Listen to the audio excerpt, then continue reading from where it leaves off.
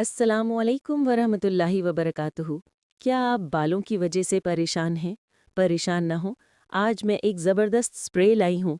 बाल कितने भी कमज़ोर और रूखे हों, जड़ों को ताकत देने वाला राइस वाटर हेयर स्प्रे। इसका फ़ायदा, बाल तेज़ी से लंबे होते हैं, चमक आती है और बाल टूटना बंद होता है। ये सर्दियों और गर्मियों दोनों में चलता है, हमेशा एवरग्रीन।